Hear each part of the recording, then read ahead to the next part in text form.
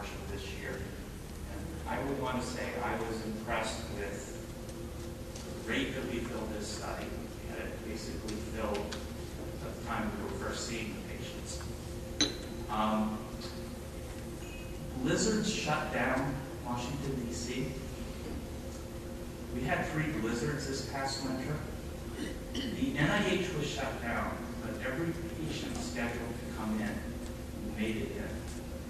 And the NIH was closed. The patients made it. Exclusions and withdrawals. We had 2 patients we had to take out due to elevated liver tests. Both of them had prior problems with elevated liver enzymes that were a little different than what we typically see. But that's a question mark. There may be a group of patients where this might not be a good idea to do, but we won't know that until we break the code. And then you end up, as in any clinical trial, especially clinical trial dealing with kids that are sick, you end up with other stuff happening that we don't think is related to the drugs, but at the end of it, we won't know. One patient, unfortunately, had a drug because of aspiration pneumonia, and we had one patient that we had a compliance issue with. So serious adverse events. When you do a clinical trial, even though we know this stuff happens, it happens in a clinical trial. It ends up being paperwork that gets reported to the FDA and the IRBs. 3 patients, actually 4 now, with seizure episodes, and then some the liver enzymes that we had increased in 2 patients. So in general, from what I can tell, it looks like it's safe in general, but we still need to answer this question here. These patients had seizures before, so I don't think it's related to the drug. It's a mass study, which means I don't know what's going on with the stuff that we'd like you to talk about. And we won't know until after we actually finish next Friday. And at that point in time, we can break the code. Now, a lot of parents go, okay, how soon can we know? I think Nicole has on her list that the next week after that, she can let you know, because you're curious, if you were in the study, which phase was which for your child. Some of the parents appreciated one phase being better than the other. A lot of parents didn't necessarily know the difference. My guess is if Dr. Warrior's lab is working on it, my lab's working on doing the assays. We hope to have it together towards the end of the year to really get a good look at the data. Okay, so as we finish the study with the parents, invariably this was the question that I would get. One, I would like, we're just trying to finish what we're doing. But it's a question that we've been asking too. Where do we go next? This is a process. NAC is just one step in the process. And where we're going to head is, if you participated in the natural history trial, you know that we did lumbar punctures or spinal taps.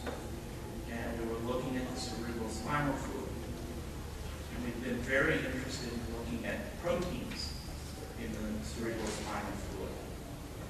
And the next therapeutic trial, clinical trial, is going to really be focused on looking at cerebral spinal fluid biomarkers. So I want to give you a sense of some of the things that we're finding. One of the proteins that we got interested in is this protein called carbindin D. And it's a protein that's present in the cerebellum, specifically in the Purkinje cells. And it's the Purkinje cells that, if you've seen the pictures of the mouse models that die, and you lose your Purkinje cells. And a lot of the pictures of the slices of the cerebellum, they're actually staining using carbindin as a marker of Purkinje cells. And there's other work that is consistent with this, that calbendin B is a potential CSF marker of cerebellar damage. And somebody with an injury to their cerebellum had trauma, the calbendin B level would go up. Work that we've done in collaboration with Clash Banau, he's looked at A beta and tau. I'll show you that a little later. And then we've also been doing CSF proteomics and profiling, and I'll show you a little bit of that work. So calbendin B.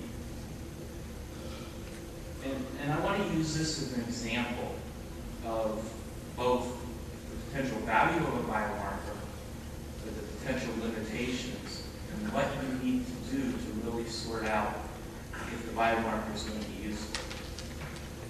So here's a graph, and this is increasing calbendin D levels as you go higher. And here's a set of control patients. These are age-matched controls, but realize that you can't get somebody to volunteer a young child for a spinal tap that has nothing else going on.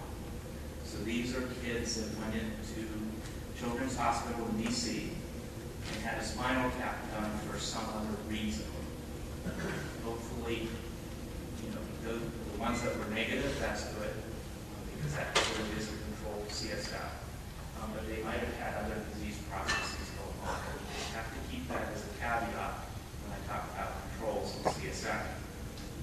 But you can see that the NPC patients as a group have markedly elevated calbendin D levels compared to the control patients. Okay. Well, I mentioned earlier about half of our patients were treated with miglustat and half aren't. So does that make a difference? And here in the red, I have the patients' carbamide D levels that were untreated, the patients that were treated, and then the controls in green. And there's a little bit of a decrease here, but the problem is these values